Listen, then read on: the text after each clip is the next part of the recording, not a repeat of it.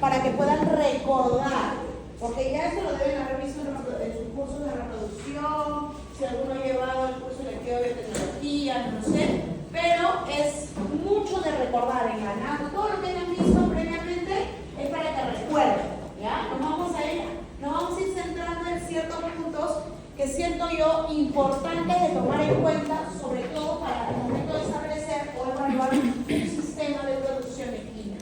¿De acuerdo? Nosotros debemos recordar que en la nutrición, que todos los factores de bienestar que hemos revisado ya en las clases pasadas, tienen un impacto directo en el rendimiento tanto productivo como reproductivo de los caballos, ¿de acuerdo? De los equinos en general. Sobre todo en una especie que particularmente tiene un comportamiento bastante especial, tanto antes, durante y después del proceso de gestación, ¿de acuerdo? Tanto para machos como hembras, ¿de acuerdo? Por ejemplo, tenemos la existencia de un fotoperiodo, que ustedes lo conocen muy bien, lo han revisado en anato, en fisio, todos los cursos que para ver saben de la existencia de un fotoperiodo y cómo este impacta en las especies en general. En el caso de los equinos, ¿qué tipo de fotoperiodo tendremos? ¿Positivo o negativo?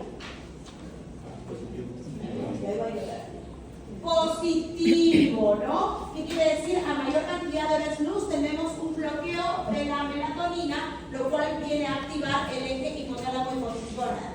Esto ocurre tanto a nivel de hembras como a nivel de machos, ¿de acuerdo? Incluso se ha demostrado en algunos estudios que así mismo como el fotoperiodo, la etapa de mejores pastos también tiene un efecto en este eje, ¿de acuerdo? Entonces acá tenemos la activación del eje hipotálamo hipofisgónada tanto para hembras como para machos, ¿sí? Y esto es súper importante, ¿por qué? Porque si bien es cierto, es muy conocido en las hembras y se hace y se usa, a veces en los machos se les tiene encerrados en un box sin acceso a salida. Chicos, yo les he contado, yo he visto cómo tienen a los machos totalmente a oscuras, encerrados en boxes para que no vean afuera y no se alojen y no se lesionen, no vean afuera y no quieran pelear y patear la puerta, y no vean afuera y no vean afuera y no vean afuera. Ya hemos hablado desde la conducta, desde la etología, desde las premisas naturales de la conducta o comportamiento natural del caballo, cómo esto los afecta a nivel de generación de estrés, esto lo sabemos. Pero adicional a esto, estamos impactando en el efecto de las horas luz, al restringírselas a un animal que lo necesitamos con la libido en alto, con una buena producción de eyaculado, con un buen nivel de concentración espermática, con un buen nivel de motilidad espermática, con un buen funcionamiento de las glándulas accesorias y sus diferentes secreciones necesarias para las fracciones espermáticas. ¿De acuerdo? Entonces todo esto se requiere también en el potro, en el semental. Entonces el restringirle la luz por un nivel de manejo, ya no estoy hablando de la estación per se, sino por manejo, tiene un impacto. Tanto impacto tiene que al revés se usa para las yeguas. Se utilizan corrales de luz para las yeguas. Hay yeguas que a veces tienen problemas en la aparición justamente de los ciclos ovulatorios, en sí el mismo evento de ovulación. Entonces lo que se hace son corrales de luz, en los cuales se les pone a las yeguas en recintos amplios con techo, con luz para prolongar las horas luz en el día, o si las tienes a campo, se le ponen como unas viseras con luz directa en los ojos. Entonces, esto que genera un mayor estímulo de la glándula pineal a través del estímulo del nervio óptico y el bloqueo posterior de la melatonina. ¿De acuerdo? Si esto se utiliza para poder favorecer la cantidad de la luz al día que tiene la yegua en este caso, por el contrario, también actúa, o sea, restringir las horas luz también tiene un impacto. ¿De acuerdo? Entonces, esa es la parte que quiero que recuerden. El resto de la fisiología reproductiva, yo sé que la saben, les voy a pedir que la revisen. Otro punto importante, lo cual justamente relaciona directamente todo nuestro programa de alimentación o nutrición equina, cómo impacta directamente en la reproducción, ¿de acuerdo? Nosotros podemos saber por ahí, ¿no? Cuando hago las preguntas, profesora, para producción de hormonas, profesora, para que la yegua mantenga bien al feto, al embrión, ¿no? de esa manera, pero en la preparación para el inicio de la etapa reproductiva, ¿cómo afectará la condición corporal? Les he dado un spoiler hace un ratito. ¿Cómo afecta la condición corporal o tu programa nutricional en la preparación para el ciclo reproductivo, tanto en hembras como en machos?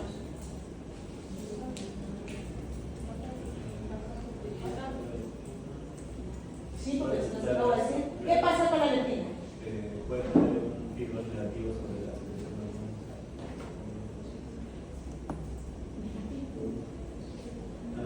¿Dónde está la leptina? En la grasa, ¿de acuerdo? ¿No? Porque acá está bien grande, ¿no? A ver, chicos, la leptina se produce en las células pardas del tejido adiposo o tejido graso. Es fundamental justamente porque se estudió esta leptina y ustedes simplemente estoy haciendo un recordatorio porque esto ya lo saben. La leptina fue descubierta la acción de la leptina fue descubierta en ratas obesas. Tanto así que le pusieron el gen OBE, por obesity, ¿de acuerdo? Justamente a la acción de la leptina. ¿Qué pasó? Descubrieron que las ratas obesas, ¿de acuerdo? Las ratas obesas tenían estaban obesas porque tenían un hambre voraz, ¿no? Y descubrieron que tenían ese hambre voraz, estaban obesas, pero no ciclaban. Entonces, ¿qué pasa? ¿Qué le falta? ¡Pum! Ausencia de leptina. Entonces, primero se vio, ¿no? Se relacionó con la parte de la voracidad. La leptina tiene implicancia en el neuropéptido y en la propiomelaanocortina, que son los que regulan el centro del hambre y la saciedad. ¿De acuerdo? Entonces dijeron, ok, no hay leptina, no hay saciedad, la rata sigue voraz, ¿no? Sigue comiendo. Entonces, al ponerle, y vieron que efectivamente el gen OB estaba como total recesivo. Al ponerle la leptina, inmediatamente calmaron su hambre y comenzaron a ciclar. Entonces dijeron, aparte de la propiomelaanocortina y el neuropéptido Y, aparte de esto, tenemos un impacto de la leptina en el eje reproductivo. ¿Cómo así? Porque tiene una implicancia dentro de los pulsos de GnRH necesario para la activación gonadal. ¿De acuerdo? Entonces, tiene un impacto en los pulsos de GnRH necesarios para el estímulo posterior gonadal. ¿De acuerdo? ¿Se entendió? Entonces, ¿cómo así es que la necesitamos? ¿No? ¿Cómo así es que esto se aplica a lo que les acabo de decir? Las yeguas requieren un nivel de condición corporal tal que tenga un nivel de tejido graso tal que produzca la leptina que necesito para activar el eje hipotálamo hipófisis ovario, en el caso de las yeguas. Y esto se condice mucho con lo que ubicó Samper en su evaluación del espacio fino colombiano, que les dije hace un momento, que la etapa de pastos, de acuerdo, de mejor calidad y cantidad de pastos, justamente estaba impactando también en la activación del ciclo, ¿no? Porque teníamos una yegua con un estado nutricional mejor, y que se estaba preparando porque en casi un año iba a tener necesidades justamente de requerimientos nutricionales más elevados por el parto, justamente, y la posterior lactación. Entonces todo esto impactaba en este eje, ¿de acuerdo? Muy bien, entonces nosotros recordamos nuestro aparato reproductor de la yegua, nuestro cuerpo uterino, los cuernos colgantes, ¿no? Que a la palpación, ¿no? Estamos palpando, hacemos palpación rectal, sentimos el cuerpo del útero, luego inmediatamente dejamos de sentir y tenemos que bajar porque los cuernos son colgantes e inmediatamente se palpa los ovarios, ¿no? Es un sistema bastante peculiar, bastante cerrado, ¿no? A diferencia de la vaca, que se siente a la palpación bastante distinta. Muy bien, en el caso de los ovarios, acá ustedes tienen esas características que ya las conocen, y a diferencia de la mujer, de la vaca, la yegua tiene una fosa ovulatoria, la cual es importante preservar y que es una de las principales afectadas cuando nos vamos al otro lado del engrasamiento. Yo les dije que necesitamos un nivel mínimo de engrasamiento para activar con la leptina y demás, ¿Qué pasa si me voy al otro lado y tenemos yeguas obesas? ¿No? Uno de los factores físicos que se afectan justamente es el taponamiento de la fosa ovulatoria por tejido graso, ¿no?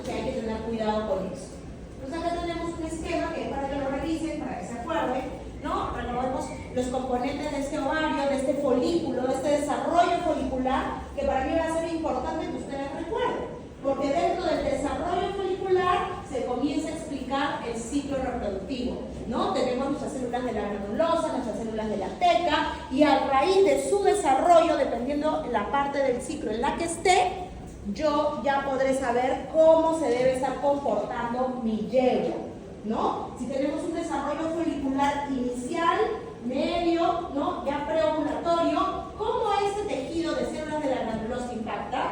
Nosotros recordemos que a medida que tengamos mayor célula de la granulosa, mayor FSH, mayor estradiol, ¿no? Todo es retroalimentación positiva, ¿no? Hasta que va a llegar hasta un punto de tamaño en la que se activará la inhibina y permitirá que ya el folículo preovulatorio comience a prepararse para la ovulación.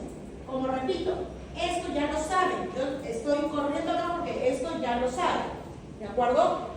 Recordemos la pubertad, la duración del celo, el ciclo estral, lo cual es muy variable también entre yeguas. Es importante que se haga un seguimiento individual, ¿sí? Porque las yeguas presentan, sobre todo por estos factores de estrés que ya les he dicho cómo afectan de manera individual, puede decantar en que tengamos ciclos más o menos cortos. La ovulación, esto sí, siempre recordar que es en el último tercio del celo. La ovulación se dará en el último tercio del celo, ¿de acuerdo? Recordando justamente la sobrevivencia de gametos, ¿no? Teniéndole un espermatozoide bastante, con mucho más vida que el óvulo, ¿ya? Para el crecimiento folicular, recordad que tenemos ondas u olas, ¿de acuerdo? Dependiendo de la yegua, ¿no? Vamos a presentar 1 a 2 ondas foliculares, ¿ya? Esto es posterior a la ovulación, esto también ya lo conocen, ¿no? Acá tenemos la explicación del estro y del diestro, ¿ya?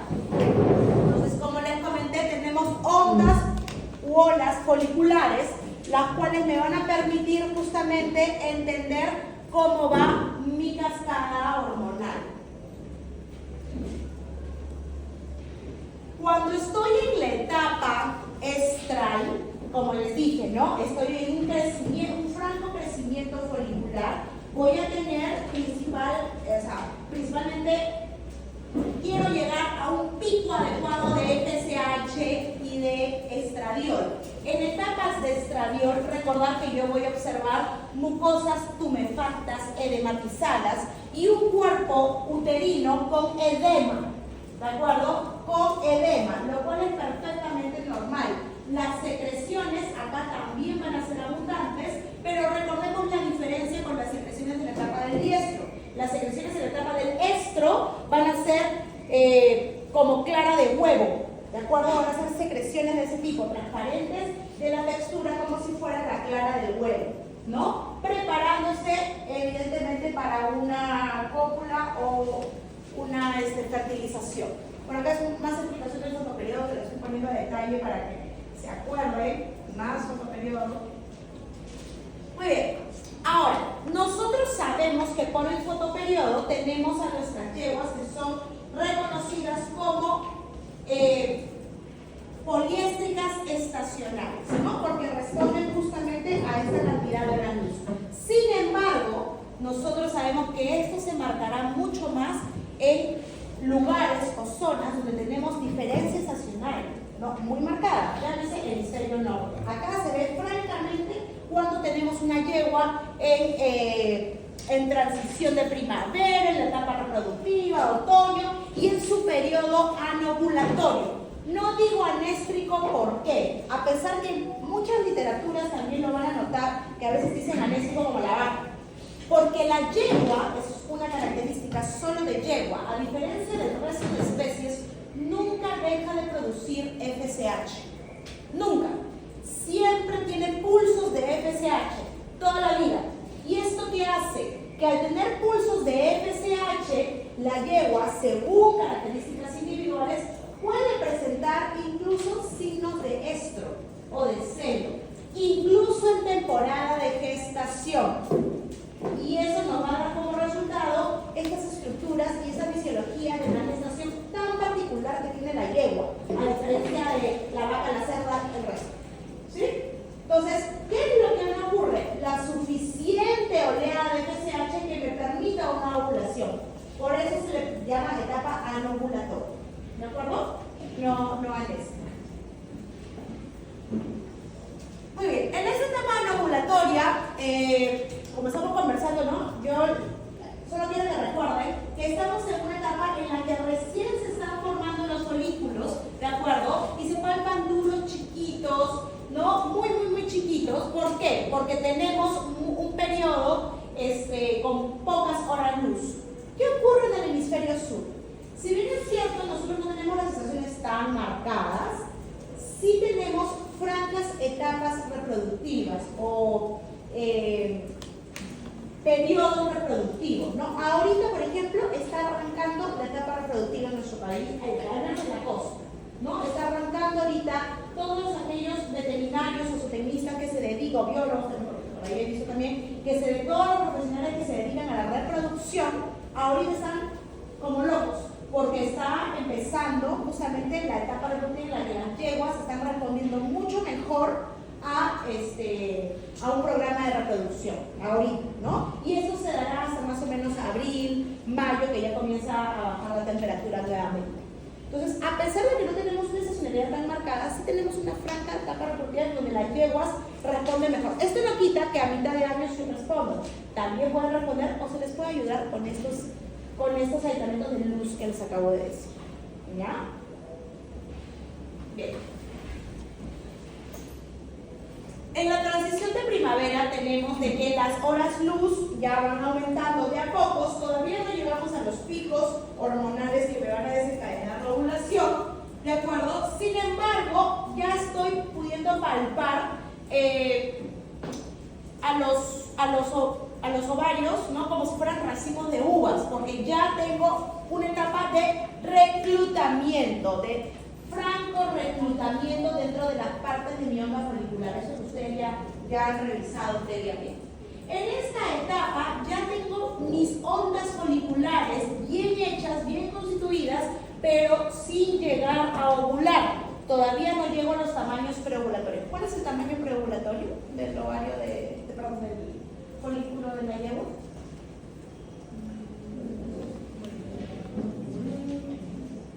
¿Cuánto? ¿Fuerte? No. Folículo preovulatorio, que están listos para ovular. 40. Muy bien, de 35 a 40 milímetros, ¿de acuerdo? Ahí el folículo está listo. Comienza su etapa de reclutamiento, selección, dominancia, ¿se acuerdan? Todas sus etapas del onda folicular. En la dominancia ya tengo una inhibina loca diciendo el resto mueran, váyanse, solo va a quedar uno. Y que estaba todo turgente como un globo de carnaval, comienza a volverse un marshmallow. ¿Se acuerdan? Sí, profesor. Ya, se comienza a volver todo como un marshmallow, tiene una consistencia de ole, ¿no? Cuanto más blando y deforme es porque ya se acerca a la ovulación. ¿Por qué? Porque toda su pared se está vascularizando, preparándose justo para ovular. ¿De acuerdo? Bueno, en esta etapa previa, antes que ocurra esto, estamos en la transición de primavera, ¿no? En esta etapa, como yo les dije, es una etapa de FSH como loca, estradiol como loca. ¿Qué ocurre? La yegua se está llenando de agua, tiene edema en el útero, y esto es bueno, y es un buen predictor de mi ovulación. Yo necesito una cantidad de edema tal que me prediga, que me ayude a predecir, mejor dicho, de que realmente voy a tener una exitosa fertilización y posterior implantación y gestación. ¿Cuándo tenemos la máxima cantidad de edema? Lo tendremos justamente poco tiempo de 72 a 48 horas antes de la ovulación. ¿De acuerdo? Acá debemos tener el pico de edema. Y acá es súper importante que yo haga un seguimiento individual, porque no todas mis yeguas van a llegar a ese nivel de edema.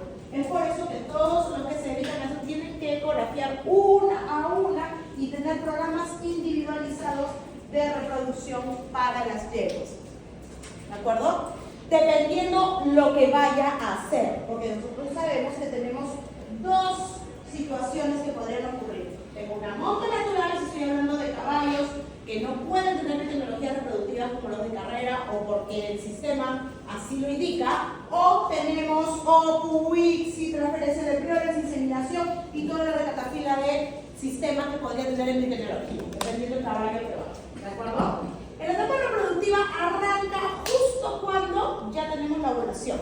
¿Sí? Eso también ya lo saben, ¿no? Tenemos, dependiendo de la raza y de la individualidad, tendremos una o dos ondas foliculares. Y esto es súper importante recordar, porque dependiendo cómo se encuentre o en qué momento se den, es que voy a tener un ciclo reproductivo exitoso. Y yo tengo que hacerme seguimiento, porque si no, ¿de acuerdo? Si yo veo que mi yegua tiene fallas en estas ondas foliculares, puedo tener un anestro o un periodo de un cuerpo lúteo resistente, o sea, que no me permita esta ovulación siguiente, ¿de acuerdo? Y esto va a depender justamente del tiempo de esta segunda onda folicular, que ahorita lo vamos a ver. Bien, mi yegua en esta etapa está en un franco celo con todos los indicadores de celo que ustedes ya conocen. El típico es esta contracción o guiño vulvar que hace la yegua, ¿no? Con la contracción de la vulva, justamente en presencia del macho, ¿no? Cuando tenemos una yegua en celo. Tiene inquietud, abre las patas, levanta la cola, micciona, etcétera, etcétera. Ahí les voy a mostrar un video de eso. Dependiendo del sistema reproductivo que yo utilice, usaré monta natural, ahí tengo que hacerlo repetidas ocasiones para asegurar la preñez. Si es mi tecnología reproductiva, probablemente si voy a hacer una aspiración folicular, si voy a hacer una inseminación para la yegua, probablemente sean eventos de una sola vez, porque lo tengo que hacer en el momento preciso, ¿no? Dependiendo de lo que vaya a utilizar, es que yo voy a implantar mi programa. Así es como se ve el cuello, como les dije, con las mucosas rosadas, tumefactas, el cuello abierto en temporada de celo, ¿no? Estas son las ondas foliculares que ustedes ya conocen, ¿no? Cómo se ve el ovario en esas etapas, ¿no? Cómo se deforma el folículo preovulatorio para prepararse para la ovulación. Y eso es lo que les hablaba, ¿no? De la vascularización de la pared en el periodo en el que la yegua ya se prepara o ya está lista, ¿no? Para ovular. Cuanto más lo veamos, más cerca está el momento de la ovulación. Muy bien, lo que les explicaba. Si esta segunda ovulación se da alrededor del día 10 del ciclo, ¿de acuerdo? Cuando nosotros tengamos, a ver, voy a aplicar mejor como para que me entiendan. Ya. Tenemos el ciclo, ¿de acuerdo? Tenemos el día 0 para la primera ovulación, ¿de acuerdo?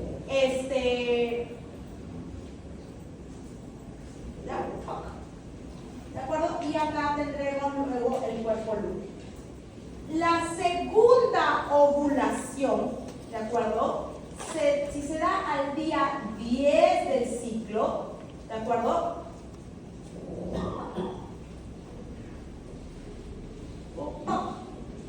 Cuerpo lúteo. Si se da en este periodo, bingo. Si se da por acá, esto se va a ir por acá. Entonces, ¿qué va a ocurrir? Cuando venga la liberación de mi prostaglandina F2 alfa liberada por el endometrio, que es la que está encargada de la lisis de estos cuerpos lúteos que yo tengo acá, ¿de acuerdo? Cuando esto se libere, este cuerpo lúteo no va a estar listo. Entonces, este cuerpo lúteo que se forma acá, por esta ovulación, permanecerá y se le llamará cuerpo lúteo resistente. ¿De acuerdo? Porque recuerden que el cuerpo lúteo se forma, pero no es eterno. Tiene un periodo de vida, el cual llega a su fin por un proceso de apoptosis, etc., etc., pero lisado principalmente por mi prostaglandina F2 alfa. ¿Se acuerdan de esta parte? Sí. ¿De acuerdo? La idea es que, ¿se acuerdan? ¿De acuerdo? Entonces, por eso mi ovulación diestral debe ser hasta el día 10 del ciclo. Si esta ovulación diestral se da después, ¿de acuerdo? Se da después, o sea, tengo una ovulación diestral tardía, tendré como resultado un cuerpo lúteo resistente. ¿Ya?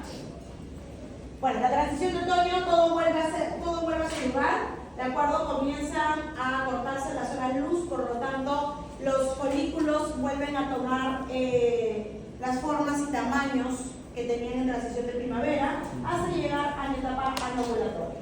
¿De acuerdo? Bueno, acá tenemos más imágenes de ecografía. Muy bien, hasta ahí les he dicho rapidito lo que necesito que recuerden para esta etapa, ¿no? de reproducción en la yegua. ¿Sí? Hemos hecho un recordatorio muy rápido para que ustedes sepan qué es lo que quiero que tengan de base para continuar. En el caso del semental, como les comenté, así como la yegua, tenemos un animal que responde al fotoperiodo positivo, que requiere hora luz, y esas horas luz van a impactar tanto en el líbido como en la calidad del eyaculado, en la buena acción de las glándulas accesorias y sus secreciones necesarias para las fracciones espermáticas, ¿no? Por lo tanto, que nutran adecuadamente al espermatozoide y le permitan una adecuada fertilización posterior. Hasta ahí estamos claros. En ellos también será necesaria la leptina, por eso la condición corporal también va a impactar. Pero a diferencia de la yegua, cuya retroalimentación sigue siendo positiva conforme pasa el tiempo, en el caso del macho va a ser importante ver el periodo de pubertad o preparación previo cuando son animales jóvenes. Ya cuando son animales mayores sí la necesitan, pero no tanto, ¿de acuerdo? Porque comienza a tener un retorno negativo, ¿no? Llega a un periodo de refractariedad, ¿no? O sea, ¿qué quiere decir? Que machos gordos salen peor que la yegua gorda, ¿de acuerdo? No podemos permitirnos machos con exceso de tejido adiposo, lo cual es bien complicado, chicos. A veces nos sale obvio, ¿no? Las yeguas necesitan cierto componente graso, como todas las hembras de las especies, pero los machos necesitan mayor tonificación muscular. Entonces, el efecto de la grasa será necesario hasta cierto punto, porque en el caso de ellos comienza la refractariedad cuando aumentamos mucho el tejido graso e impacta negativamente a las células de Leydig, de Sertoli y todas esas células que requiero para la producción de espermatocitos. Entonces, ¿por qué es complicado? Porque, por ejemplo, cuando nosotros tenemos uso y abuso de granos en la dieta, tenemos animales constantemente engrasados. Y esto lo vemos de manera muy fácil o muy común en los animales que a veces se presentan en concurso, sobre todo en los criollos sudamericanos en general. Lo podemos ver en el criollo chileno, lo podemos ver en el paso fino colombiano, lo podemos ver en el peruano de paso, que hay muchas veces que se presentan animales ya incluso con resistencia a la insulina. ¿Por qué? Porque están utilizando muchos granos en la dieta y esto genera mucho tejido graso, ¿sí? Entonces, y a veces nos confundimos porque a veces quieren, ¿no? Del juzgamiento quieren grupas redondas, que se vean bien, y lo que no queremos son grupas redondas, porque justamente el caballo engrasa, y lo vamos a ver en nutrición, engrasa de manera redonda la grupa, y se vuelve un melocotón. Lo que nosotros queremos es una grupa musculada, y esa grupa es una tendencia más cuadrangular que redonda, es una grupa musculada para los efectos de la impulsión durante el movimiento. Entonces es muy común tener machos enteros engrasados y de ahí no nos explicamos, si no tan buen macho, por qué tenemos tantos problemas reproductivos. ¿Ya? Entonces el tema del engrasamiento es uno de ellos. La parte anatómica ya la saben, ¿no? Tus glándulas accesorias también responsables de las secreciones necesarias para las fracciones espermáticas, ¿no? Eso también ya lo saben. Este es el tránsito facial, lo que les quería mostrar. Acá les voy a mostrar unos videos de preparación para una monta natural, en donde hay un resumen de todo lo que acabamos de conversar, ¿sí? En este caso vamos a ver que tenemos la preparación de la yegua. Están limpiando a la yegua para la monta natural. Ambos son reproductores de caballos de carrera. ¿Ya? Es muy importante, antes de servirla, si está todo el tiempo tan sucia, hay que lavar y le ponen un guante de palpación a la cola y comienzan a lavarla. La yegua es evidente que se ve que está muy acostumbrada al manejo, ¿no? Ahí está, es el dueño, no, es el administrador de Laras que está hablando, entonces ahí están utilizando yodocovidona, están limpiando. Como son caballos de carrera, no se puede de tecnologías reproductivas, entonces solo se puede con monta natural. Entonces ahí vemos un brete de manejo, ¿no? Ahí tenemos varios problemas, ¿no? Ya está limpiando todo, pero no tenemos un sistema de drenaje, por ejemplo, entonces tenemos un encharcamiento abajo de todo lo que está limpiando, ¿ya? Entonces el hombre está con guantes, arreglando todo y el otro le quita la manazo, ¿no? Todo lo que el hombre está limpiando, el otro está ahí, miren cómo meto mi mano, mi saco, después de haber agarrado la cola ahí arriba, entonces el otro se mata limpiando por las puras, ¿no? Y esto ocurre mucho, ¿no? Como nos estaba explicando, cómo hacer todo mal, y sigue sobando el dedo, la uña y todo, o sea, la yodocovidona porras, ¿no? Y se limpia ahí todavía. ¿Cómo hacer todo mal? Ya, no está limpia, pero bueno, para fines educativos me sirve. Ya. Miren el cuidado con el otro, si el otro yo le metí el dedazo, o sea, bueno, en fin. Ya, le está secando para que no se quede ningún residuo, y eso es importante. El enjuague y el secado, para que no queden residuos de yodo durante la monta y sea un herbicida. Entonces, tienen no solo que enjuagar, sino secar, para tener un doble seguro. Claro que doble seguro si le da su otro, ¿no? Pero bueno, ahí está. ¿Ya? Y esta es esa misma yegua. ¿Ya? Tenemos una zona de monta donde le ponen este protector porque durante el proceso de cortejo y demás y de monta el caballo tiende a morder. Igual a la pobre yegua, la yegua está dispuesta ya, pero igual le ponen el puro para mantenerla ahí y que no lesione el semental. ¿Ya? Pero también torcida la pobre, trabada, todo, porque protegen al semental, ¿ya? Ese es el semental.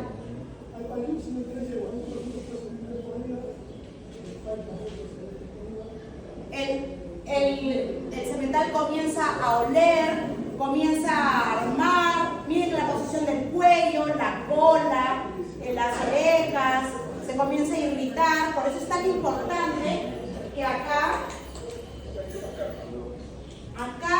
es súper importante, chicos. El caballo entró y pateó, ¿vieron? ¡Pam! Le tiró acá.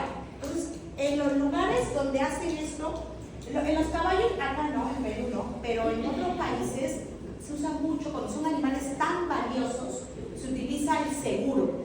Los caballos están asegurados. Entonces, para tú hacer valer el seguro, tienes que cumplir ciertas indicaciones.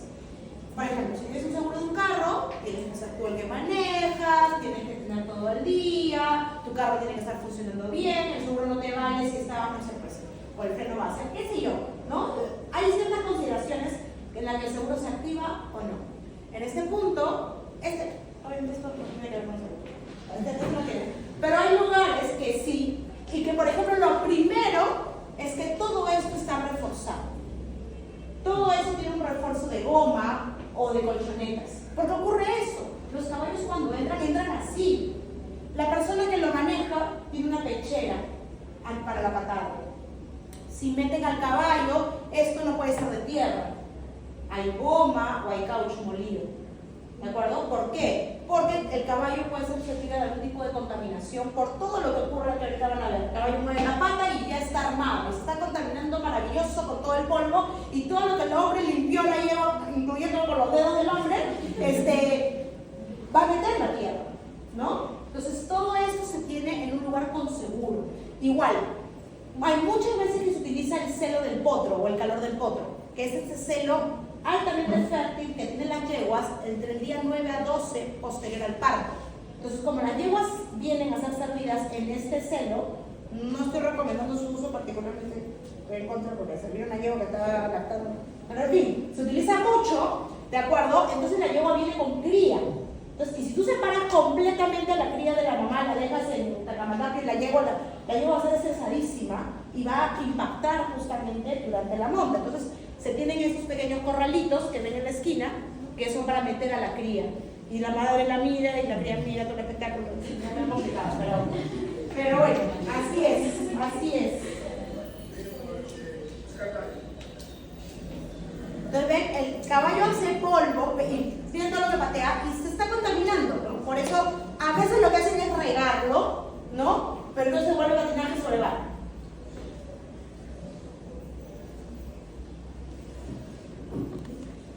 El cortejo en los caballos siempre empieza por la cara, pero como la cara está toda contenida, idealmente debe poder olerla y de ahí se va para atrás, ¿no? Es lo ideal. Para que el caballo, tanto el caballo como la yegua, puedan expresar al máximo su comportamiento natural que se necesita tanto, sobre todo en reproducción. Ya, pero luego le jala. Pero en fin.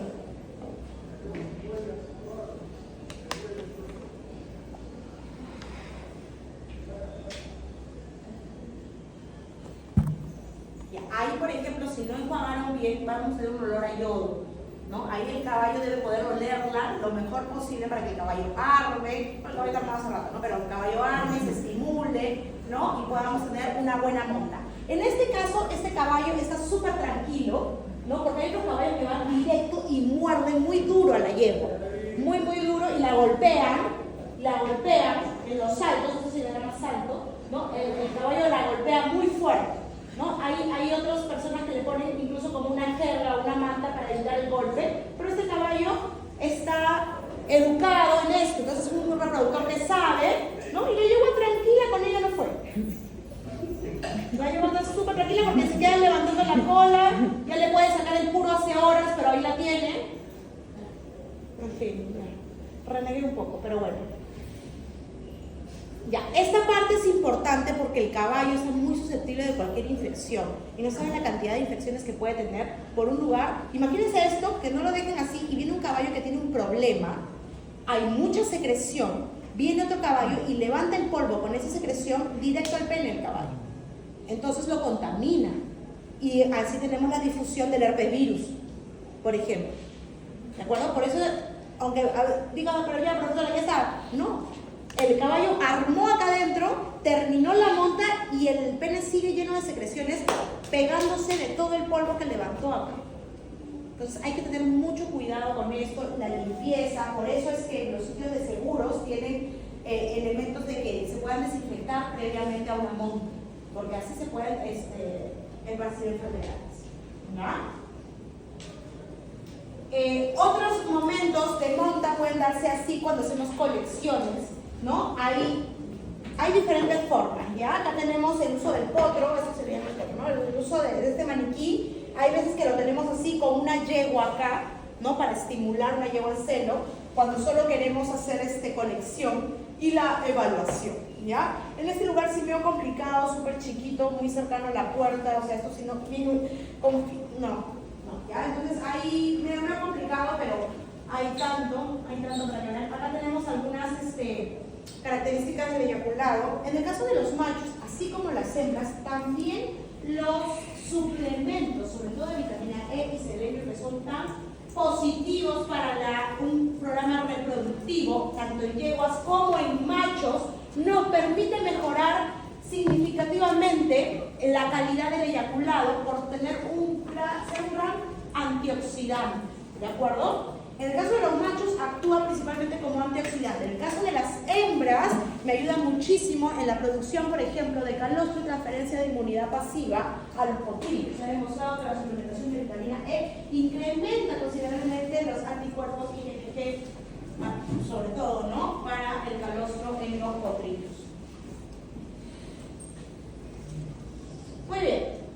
En la etapa si yo ya voy a usar biotecnologías reproductivas, ya entro con la colección de semen, por ejemplo, la cual me permite preparar y mediante el uso de dilutores poder mejorar el eyaculado, ¿no? Ya es un manejo del eyaculado que me permite incrementar la calidad, nutrir al espermatozoide, incluso se le puede colocar hasta antibióticos que me permitan justamente mejorar la calidad de la yegua. Antes de pasar a esto, no tengo ahí la foto, pero ¿saben? Es algo que no había visto mucho, había escuchado, había leído literatura, pero no había visto mucho. En la etapa de monta natural existe un artilugio, porque están habiendo últimamente, y me comentaban que había habido cada vez más, que el pene del macho, o sea, las yeguas, sobre todo son utilizadas muy jóvenes, si hay diferencia de raza, cuando hay producción de cruces, o generalmente yeguas pequeñas, tienen un problema porque el pene del macho es muy grande, ¿no? ¿Y cómo hago para que no me golpee a la yegua o no me lastime a la yegua? Y hay como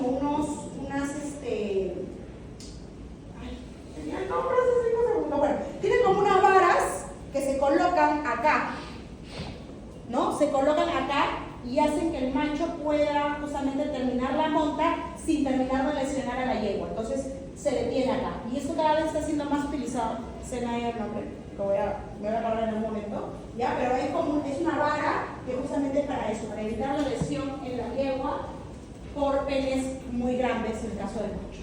¿Ya? Ya, ahora sí, regresando a la metodología reproductiva. Entonces, en este caso tenemos estos diferentes tipos de vaginas artificiales, por ejemplo, cuando utilizo la colección como parte de mi programa de microbiología reproductiva, siendo la más recomendada, ¿no? Mi Missouri, ¿no? La más recomendada, mi vagina artificial, este tipo. ¿Por qué? Porque tenemos esta de allá, que es como un tubo duro que puede lesionar al macho, ¿no? Es muy brusco con el manejo del macho. Entonces, la Missouri es como una chaquetita de cuero que se adapta y es flexible durante la colección, ¿ya?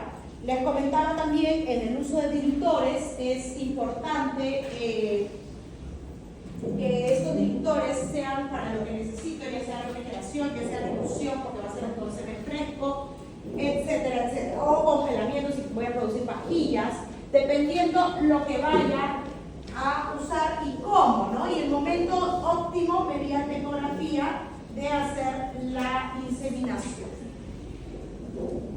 ¿Qué hemos avanzado? A diferencia de las vacas, la yegua no responde a la superovulación, ¿de acuerdo? La yegua no responde e incluso ha habido factores en contra, porque sale incluso contraproducente, porque no tenemos óvulos óptimos luego de un proceso de superovulación. Entonces, la yegua no responde al problema de superovulación. Entonces, se han buscado tecnologías que me permitan manipular al máximo y disminuir el riesgo. Una de estas es el OPU. El OPU es la aspiración folicular, justamente, que me permite que la yegua pase por un proceso, ¿no?, de aspiración folicular, ¿no? Es ovum pick-up, por eso las siglas, ovum pick-up, ¿de acuerdo? En la que sacamos el óvulo y ya no hago mi inseminación in vivo, porque antes, para la transferencia de embriones, se hacía la inseminación, se producía el embrión en la yegua y luego se lavaba el embrión y se ponía en una receptora. Entonces, en mi donadora hacía el proceso de inseminación y fertilización in vivo y luego pasaba, pasaba a mi receptora. Para el óvulo, si yo ya aplico ovum pick-up, ya el proceso de fertilización lo hago en laboratorio. ¿Cómo? Saco los ovocitos y los puedo sacar de manera inmadura, entonces ahí tengo más.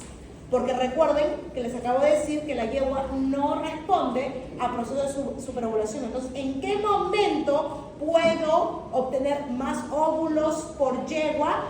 Justamente en estos procesos de reclutamiento y dominancia en las que tengo más, que son inmaduros, ¿de acuerdo? Pero de la manera natural tengo más. Y luego, mediante el uso de medios adecuados, los puedo madurar, ¿no? Entonces, maduro los ovocitos y paso al ICSI.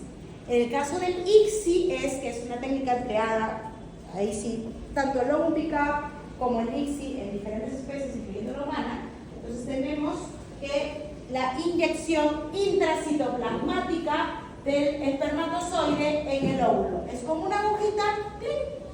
Se agarra así el óvulo, ¿no?, a través de su zona pelúcida que estoy agarrando y ¡clic! A través de su membrana, perdónenme, y pongo mi espermatozoide. Entonces, ¿cuándo utilizo esto? Y cada vez está más, y hay más laboratorios, ya hay un laboratorio en Perú que lo hace, ¿no? ¿Cuándo lo utilizo? Cuando tengo yeguas que quiero seguir utilizando, ¿no?, y tengo un problema. Y entonces acá, nuevamente, como inicié el curso con ustedes para tenerlos, les dije, critiquen. ¿Cuándo utilizo? Tengo dos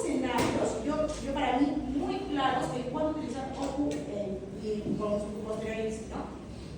Si yo tengo yeguas que me la infectaron, tiene una endometritis porque la manipularon mal y me malograron la yegua, tengo una yegua que tuvo un traumatismo y tiene problemas en fertilización, o sea, tengo una yegua con problemas adquiridos, ok, vamos, y es muy buena, porque le evalúo progenie, le evalúo ascendencia, ¿no? Genética, le evalúo morfología, le evalúo función, la yegua es perfecta, pero tuvo una infección, ¿no? Brutal, y la yegua no me está preñando y tiene fallas, ¿no? Por temas adquiridos, vamos con todo, ¿no? Y es buena, invierte, ok, se lleva. Pero si tengo yeguas, primero, que han sido reproductoras toda su vida y las tengo de 25 años, o sea, si la yegua ya tiene 25, ya la usaste y no puedes utilizar lo que has producido antes de tu yegua de 25 años, que siguen reproduciendo yeguas viejas. Si sigues sin tener éxito. 1. 2. Yeguas que tienen fallas en la ovulación de manera natural.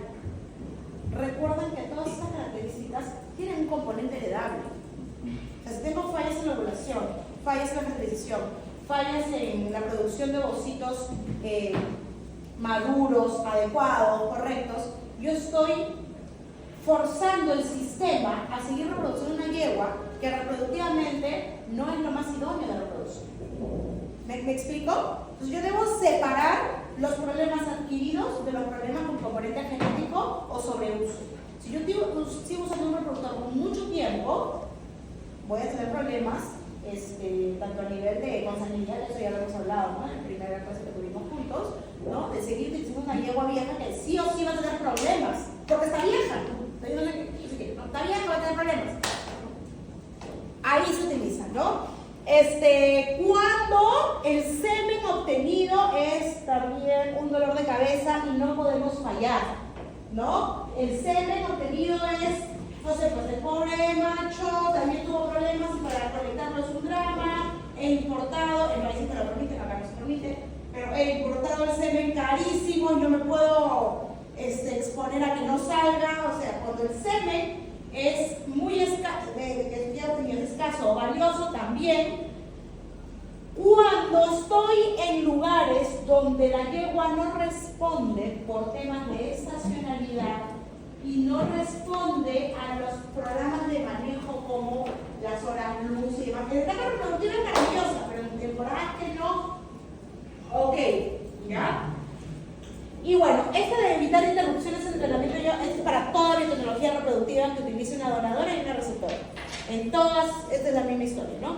Yeguas que son súper buenas y que no puedo exponerlas con una gestación a pesar que es buenísima, ok, sale, ¿de acuerdo? Y no puedo interrumpir las yeguas de polo, por ejemplo. No puedo interrumpir, no pueden entrar en gestación porque están en temporada, están compitiendo, taratán, ahí viene, ¿ya? Evidentemente un ovum pick-up tiene su riesgo como cualquier cirugía, o sea, es ir, pinchar en el folículo y sacar el óvulo, o sea, pinchar el ovario, pinchar el folículo, sacar el óvulo, o sea, hay un riesgo, como toda intervención quirúrgica, ¿de acuerdo? Pero nada más, o sea, no afecta, después no es que no puedo ovular, no, ¿ya? Todo se ha manejado y ha tenido muy buenos resultados. ¿Qué me puede afectar el éxito? La edad de las yeguas, no usar yeguas viejas, por favor. Los folículos que llega a producir de manera natural, ¿ya? Si llego a mi blastocisto, ¿no? Que luego de mi mórula, ¿se acuerdan? Mórula, ¿verdad? Si llego a mi blastocisto, bien. El tema de las características del eyaculado, ¿no? Y hay algo acá importante, no todo puede salirme maravilloso, pero de ahí no sé qué pasó, la receptora eliminó, votó, no pudo. La elección de la receptora, antes, hasta mulas quería poner, ¿ya? Mulas, caballos, así yeguas, pero hasta la última rueda del coche como receptora. Lo importante es mi donadora. Gracias a Dios, la información ha prosperado. Y la ciencia también, donde la receptora tiene un rol fundamental tanto como la donadora. Tanto como la donadora. Miren lo que le estoy diciendo, palabras mayores. La donadora me pone genética, ¿de acuerdo? Me pone genética, característica, pero el entorno, el medio ambiente para que esa genética se exprese al 150% es igual de importante. De nada me va a servir tener la mejor genética si tengo para empezar, con una yegua de 1,60 m, y una yeguita, una criollita de 1,40 m con los justos de la cruz que no come, que está mal y que encima es arisca, temperamental, no le patea, o sea, encima no sé qué tiene, siempre el pelo lo tiene opaco. Cuando tú eliges la última rueda del coche, hay dos tipos de impacto. Primero, el impacto físico, o sea, esa cría no desarrolla, no crece, está demostrado que hay un impacto significativo en el tamaño de la yegua y el tamaño de la cría al nacimiento. Tamaño y peso de la cría al nacimiento. Hay un impacto de conducta. Si tienes una yegua mañosa, que patea, que no le gusta el manejo, eso le va a enseñar a la cría, que puede venir de una yegua donadora maravillosa, con un temperamento precioso, tal. Tú le pones a una piraña, pues piraña te va a salir. Así venga con un temperamento maravilloso, porque acuérdense, el temperamento se hereda, pero la conducta se adquiere. Y la conducta la va a adquirir de la madre. Y si ve que la madre rechaza al ser humano, ella también lo va a hacer. Y tercero, la epigenética, que cada día cobra más y más importancia y relevancia. Pero eso lo han visto en mejoramiento genético. Entonces, esos tres componentes hacen que realmente tu programa reproductivo tenga éxito o no, dentro de tu selección de receptores. Entonces, la receptora es tan importante. Debes elegir una yegua buena, sin fobias, sin manías, sana, de buen tamaño, para que esa cría crezca. Acuérdense que su primera fuente de nutrición y de espacio para desarrollo es el lumen uterino de la receptora. ¿De acuerdo? Entonces, de eso se va a nutrir, de ahí va a formar la placenta, que es el primer centro de nutrición de ese embrión. Si esa placenta se forma de manera escasa o insuficiente, va a afectar el desarrollo del embrión y nuestro primer parámetro productivo, que es peso al nacimiento. ¿Se entiende?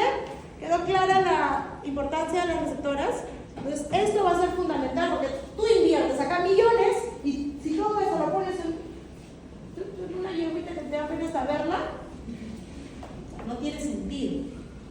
¿De acuerdo? Y lo peor de todo, que me ha pasado y lo he visto, y yo dándole de cachiporrazos, que fui a un centro de cloning center, un centro de clonación allá, y habían hecho todo esto por un lado, y tenían clones por otro, o sea, plata que daba miedo produciendo caballos en unas receptoras que ya, tú decías, bueno, ya la receptora ya con la junta ahí parada, pero bueno, ya tiene un tamaño, ya.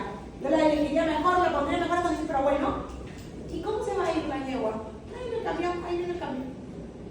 Gastas esas toneladas de plata en hacer esas cosas y las mandas en camión de regreso a Perú, desde Argentina. ¿Saben lo que es eso? O sea, ¿ustedes irían en bus?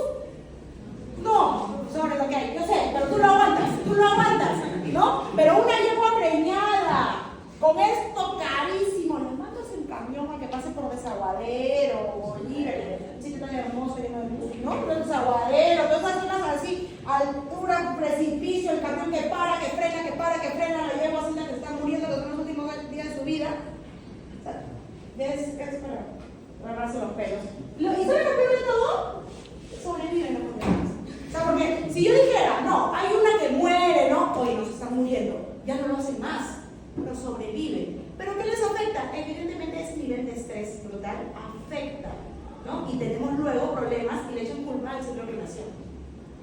Y no fue culpa del centro de clonación o centro de Aló, UIX, no, fue como trataste después al reservorio de lo que tanto te costó. Es como decirle a Inés Melchor que nos va a representar en, no sé, pues en Nueva York, ya, pero te vas y te tomas un bus allá, te tomas un bus. No, la pobre mujer no va a correr ni una cuadra, así sea Inés Melchor, ¿no? Si es que la maltratamos para que llegue. La misma historia. Bien, la transferencia embriones que ya se las he explicado, lo importante de poder calzar el lavado uterino. Recordemos que yo lo que busco es que en la transferencia de embriones, cuando ya estoy poniendo el embrión, sea cual sea el origen, ¿no? Ovo, ICSI, cloning, whatever, ¿de acuerdo? Sea cual sea el origen, necesito que ese embrión reconozca la receptora como su madre, ¿no? Entonces, ese embrión tiene que iniciar un proceso adecuado de reconocimiento maternal de la preñez. Para que ese reconocimiento se dé, el lavado debe ser al 7º o 8º día, porque recordemos que en yeguas, ¿no? Otro capítulo solo de yeguas, es que ¿cómo se da el reconocimiento maternal de la preñez? ¿Qué ocurre entre el día 9, alrededor del día 9 más o menos? Relacionado con el reconocimiento maternal de la preñez. Chicos, eso lo han visto, seguro que lo han visto.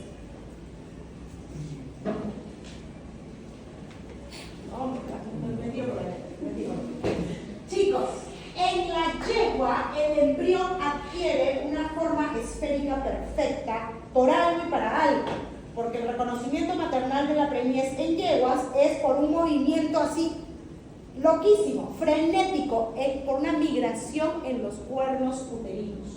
Recuerden que la migración de los cuernos uterinos se da para propiciar el reconocimiento de maternal de la preñez. Esto es gracias a que la mórula, ¿no? O el embrión adquiere una forma esférica perfecta y gracias a la prostaglandina E2-alfa comienza a moverse con esta migración frenética de los cuernos uterinos para que luego al día 16 se calme la situación y comience su proceso de implantación. Yo sé que eso lo tienen en la cabeza, solo hay que sacarlo, ¿de acuerdo? Entonces, para que esto ocurra adecuadamente en la receptora, el lavado del embrión tendrá que ser del día del 7 al 8. ¿De acuerdo? Para que este movimiento loquísimo se dé en la receptora. Y la receptora diga en mi hijito y mi hijito diga en mi mamá. ¿De acuerdo? Bien. Bien. Ya les expliqué. Y ahora vamos a ver un poquito de cosas de la información. Oye, pues, hagamos.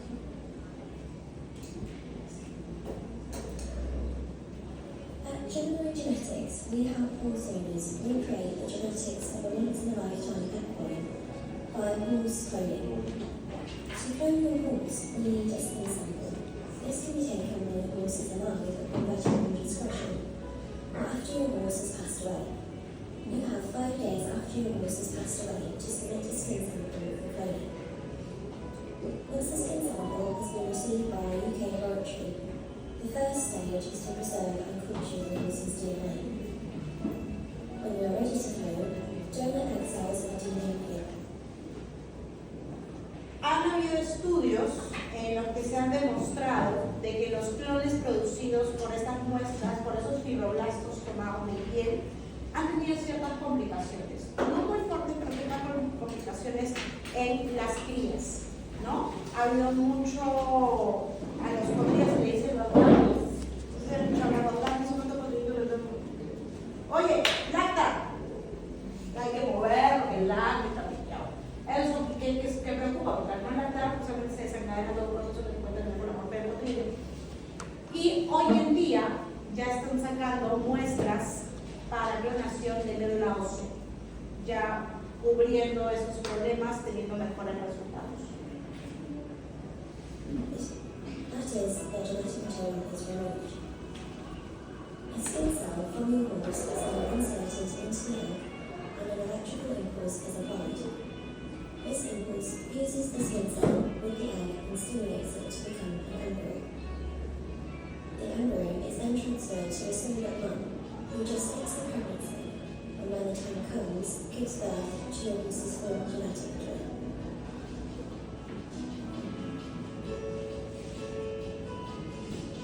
Más o menos esa es una historia súper resumida de la clonación, ¿ok?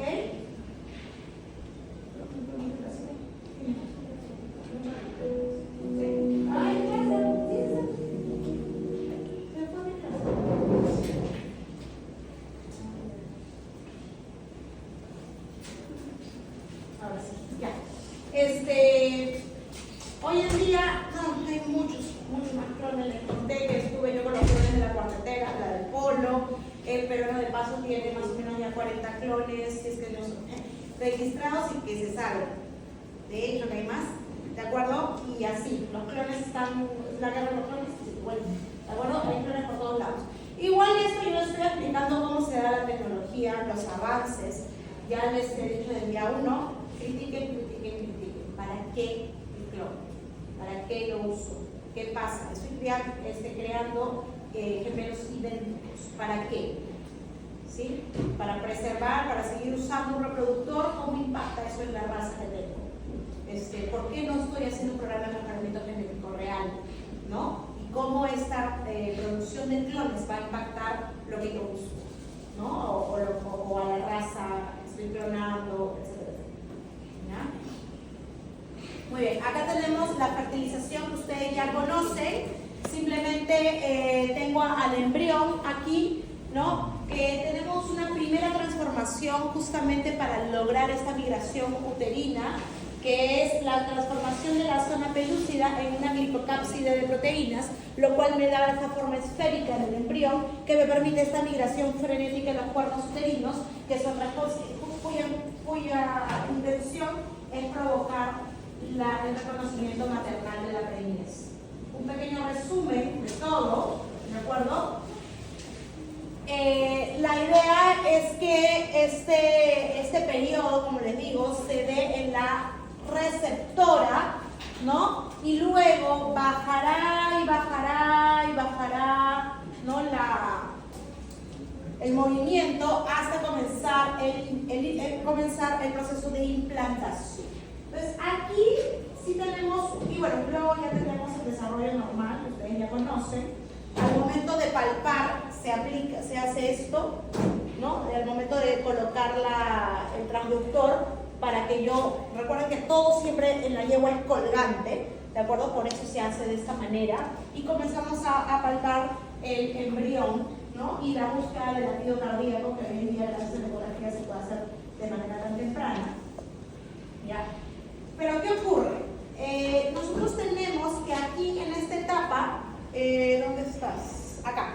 En esta etapa, nuevamente, ¿no? Otro periodo, otro capítulo solo de yeguas.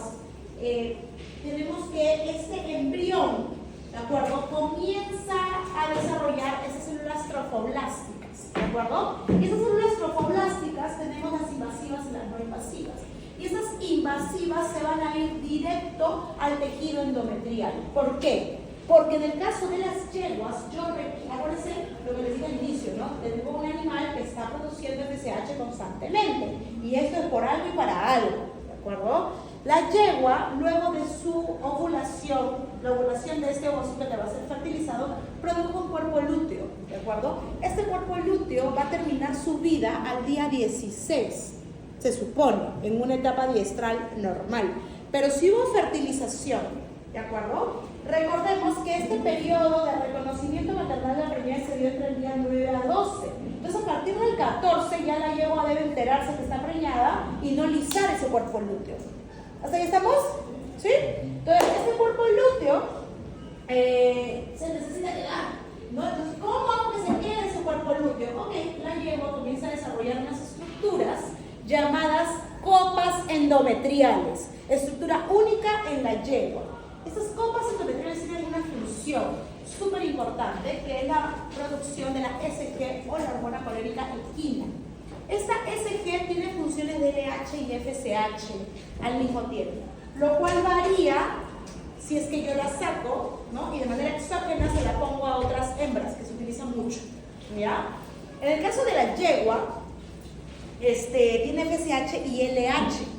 Entonces, si yo tengo una yegua que estaba con su FSH de siempre, ¿de acuerdo? Y ahorita tengo un cuerpo lúteo y tengo unas copas endometriales que comienzan a producir una hormona parecida, ok, entonces comienza a producirse una cascada hormonal que el sistema ya reconoce y dice, oye, acaba de pasar algo ahorita, porque sigo produciendo foliculitos pequeños por esa FSH que tenía ahí. Y si comienzo a tener más y más, comienzo a tener, por lo tanto, ovulaciones.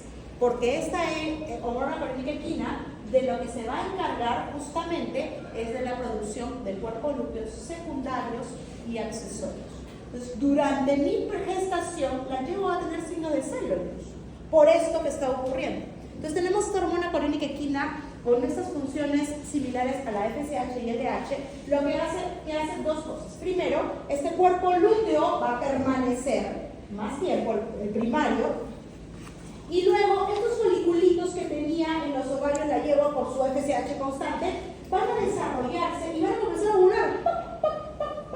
y se van a formar los cuerpos lúteos secundarios. Y como sigue con su función de LH, como loca la lleva, esa por su SG, los que no se lograron formar, los que no lograron ovular, se van a comenzar a luteinizar y formarán los cuerpos lúteos accesorios. Entonces se llena el cuerpo lúteo de la yegua para que pueda mantener la gestación. ¿Ya se acordaron? Sí, eso lo hemos visto en nuestra. Bien.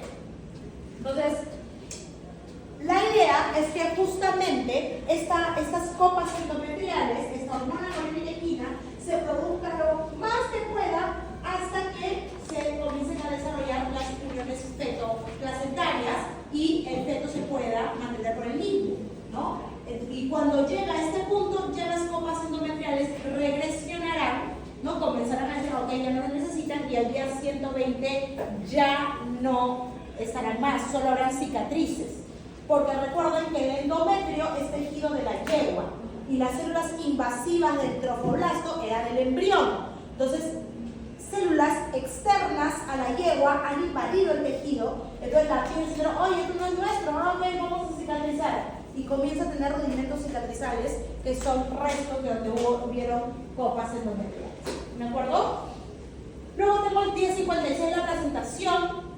Y al día 77 ya el útero, estoy hablando cuerpo y un cuerno, está totalmente ocupado. Lo cual forma, cuando expulsa la placenta, la yegua, tenemos que para ver que efectivamente ha salido toda la placenta en la prueba de campo, es extenderla y debe formar una F, que es un pedazo grande y uno chiquitito, que es el que, como que quiso entrar en el otro cuerno que no se desarrolló. Esto me hace a mí pensar en que esa es la razón por la cual no podemos tener partos gemelares. Porque de todas maneras, uno de los caballos va a estar subdesarrollado. De todas maneras. Y esto es un hecho en el 100% de los casos. No podemos ver porque ese cuerpo uterino, ok, pero hay dos cuernos, pero un cuerpo. Y ese cuerpo es ocupado solamente por uno. Y lo he visto, chicos, he visto. Estos son los gemelos, se nota, porque es uno así y el otro así. Todos, ¿de acuerdo? Y sí sobreviven, ok, el chiquitito se quedará para el deleite del dueño, pero no es que sea algo productivo que se pueda utilizar de manera funcional, ¿de acuerdo? Incluso pone en riesgo a la madre, ya lo veo azul, les voy a parar, ¿ya? No es para que se despierte, y aún así veo algunos queriendo ir con Morfeo, nadándolo todo acá y bien dormido. Ya. Bien, entonces al día 77 ya está totalmente ocupado, al 100 tenemos los cotiledones y al 120 se van todos. Ahí tenemos las copas y luego en el ovario tenemos mis cuerpos lúteos accesorios.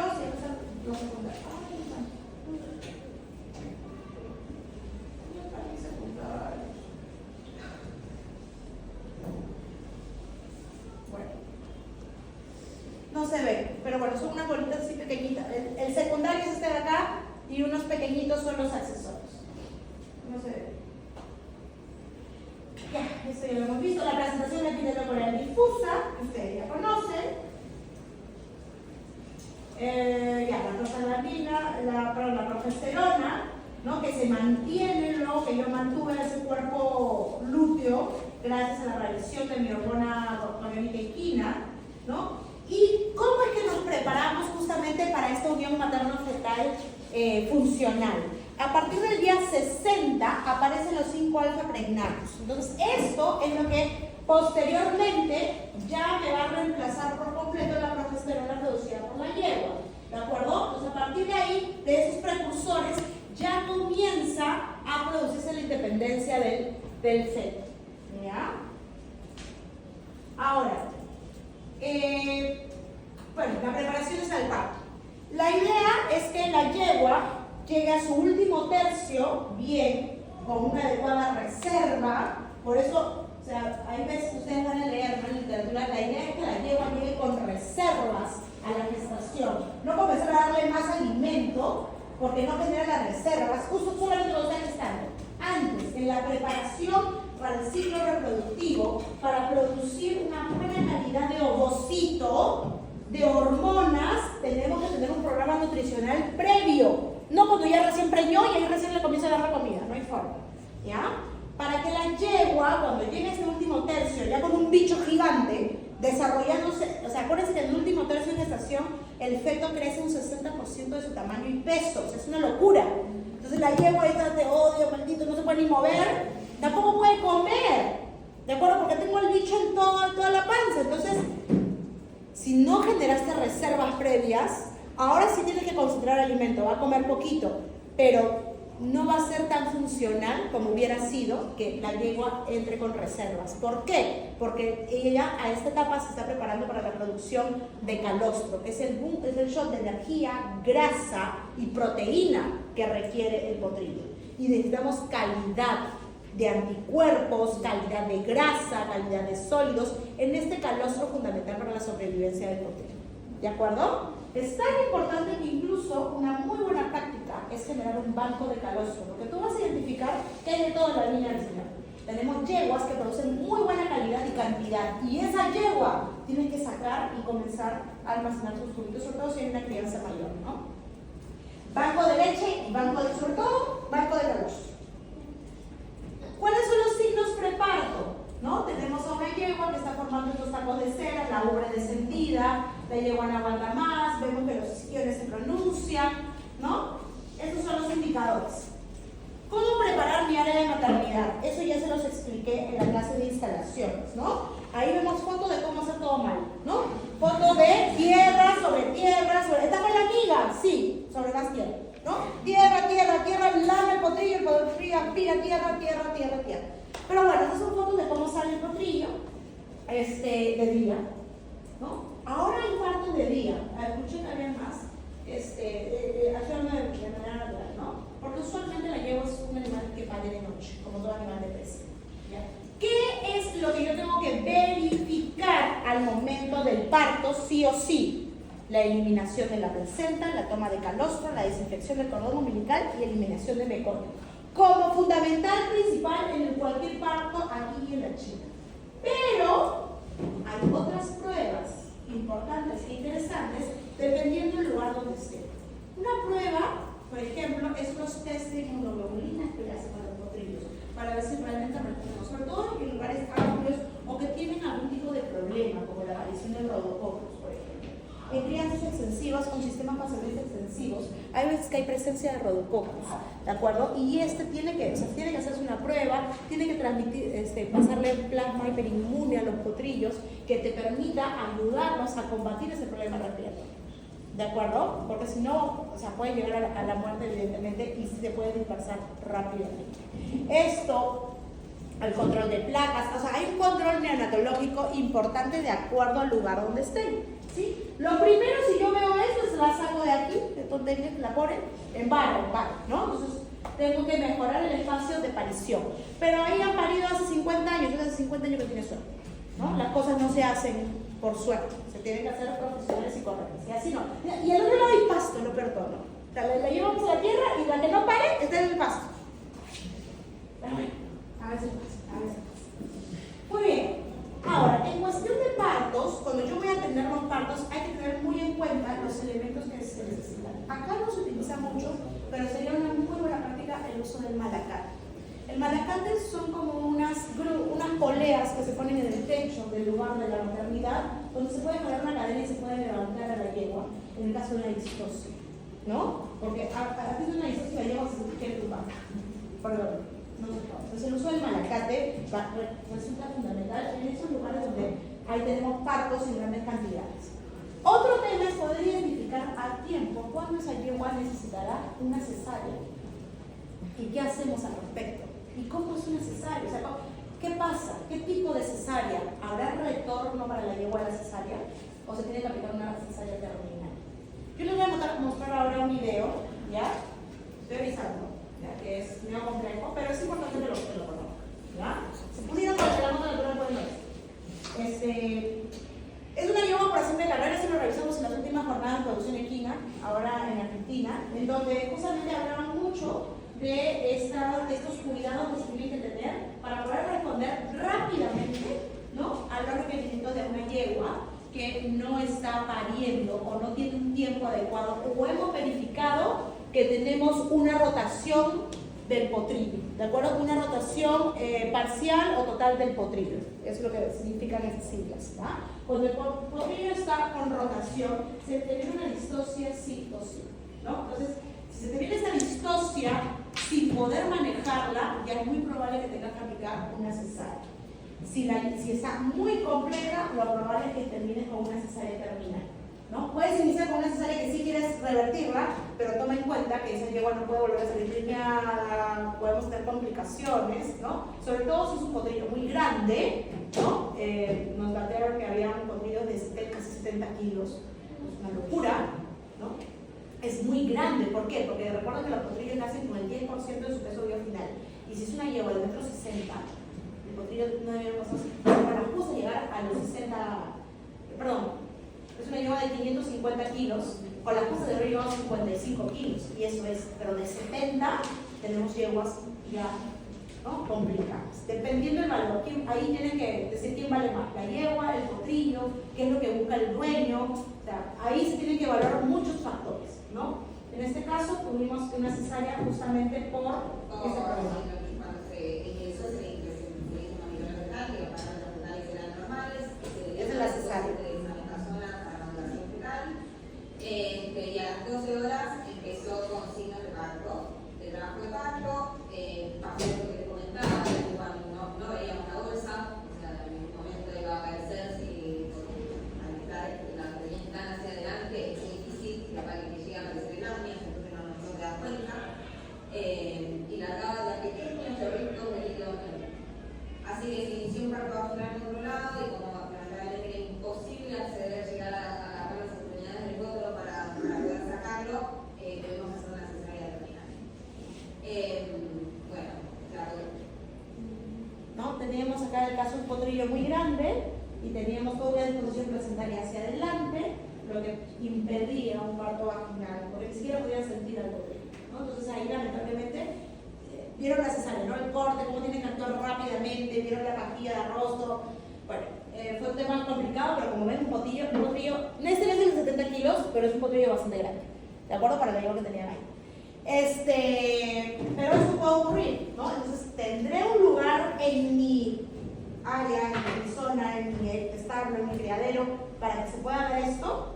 Este es Cahuel, esa es una de las clínicas equinas más grandes e importantes en Latinoamérica, esa está en Argentina, y reciben todo el tiempo problemas. Oye, la yegua no para, ¿cuánto ha pasado? 1 hora, 2 horas, tráela, ¿no? Tráela, envíala, ¿puedes? No, ¿puede venir alguien? Ya, no, porque estoy en el monte, ya.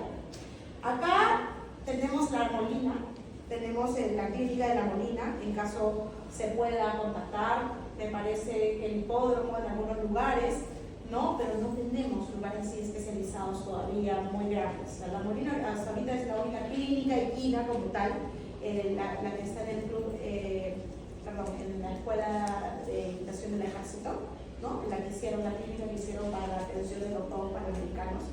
Entonces, la que se va a utilizar nuevamente para los Juegos Bolivarianos, la que se va a utilizar para los Juegos Panamericanos 2027. Entonces, idealmente debe funcionar así una clínica, ¿no? Te dicen, no llega, envíala y se tiene que atender de esta manera, porque usualmente los criaderos, aras y demás no tienen espacio para cesáreas, ¿no? Y menos si son de ese tipo así tan de urgencia. ¿Ya? Muy bien. Durante la lactancia, ¿sí?, tenemos 2 escenarios. El primer escenario la llevo en Santa Paz con su cría, punto, se acabó, sobre todo las receptoras, ¿no? En Santa Paz con su cría y no pasa nada, ¿no? La yegua tiene que tener una buena condición corporal. Esta yegua está en el límite inferior, o sea, arañando. ¿Por qué? Porque le veo, ¿no?, esa punta de anca y veo esas costillas.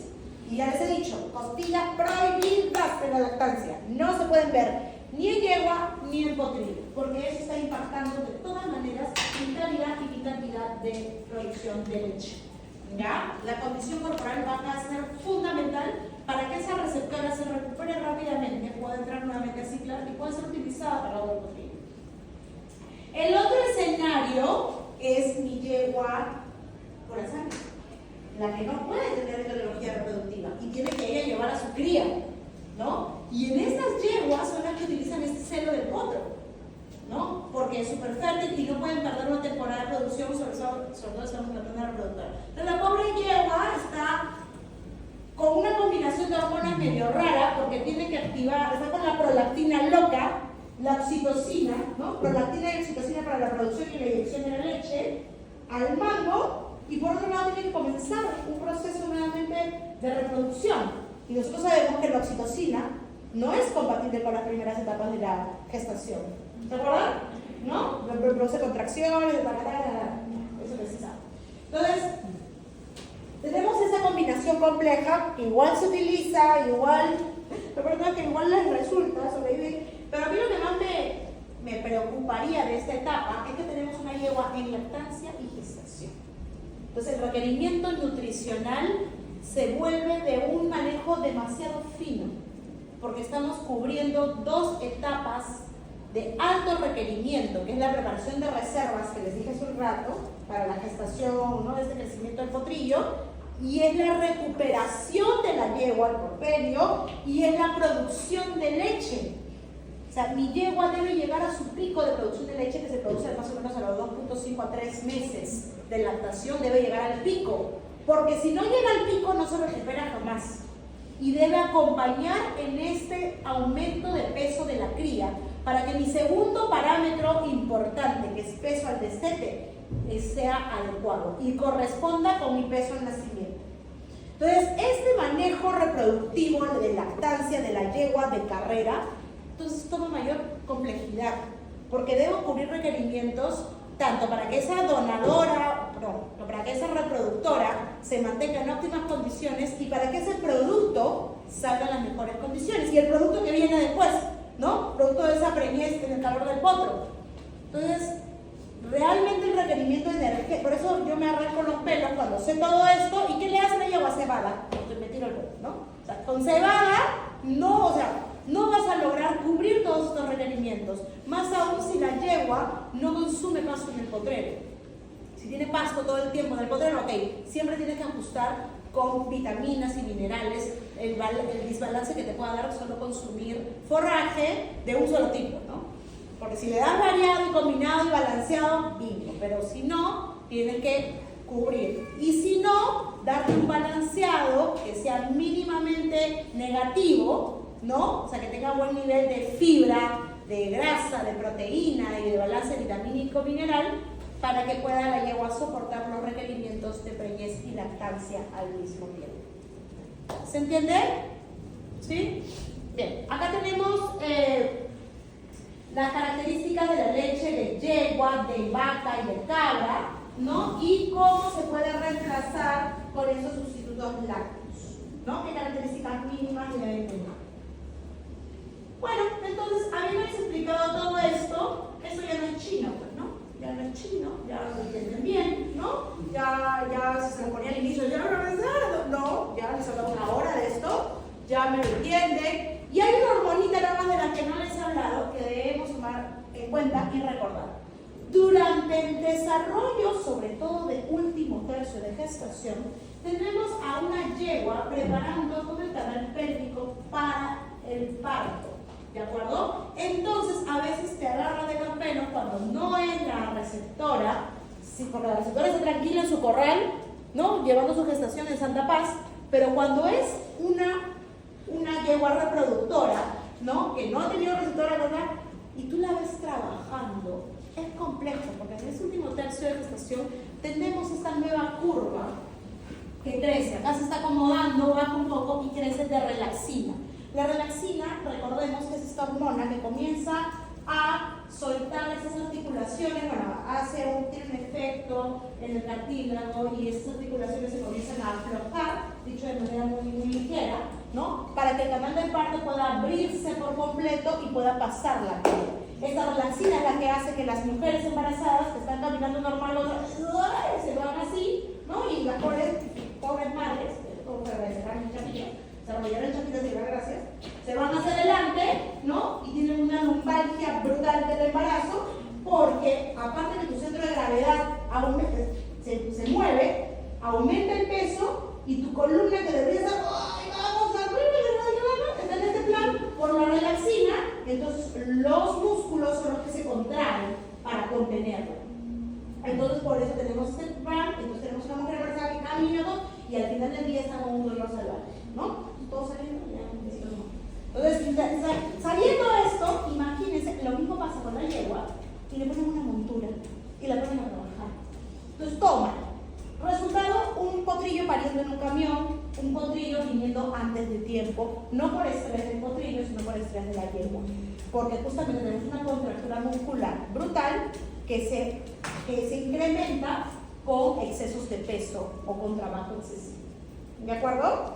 Entonces, esto es el concepto de relación, ¿ya? Por eso, el último tercio es idealmente, las yeguas pueden seguir moviéndose, no digo que no, es más, tienen que moverse, pero no, o sea, sacarlas del periodo de trabajo intenso, muy intenso. Puede tener un trabajo ligero, de descanso a trabajo ligero, no más, por la presencia del incremento de relaxina en el último tercio de la sesión.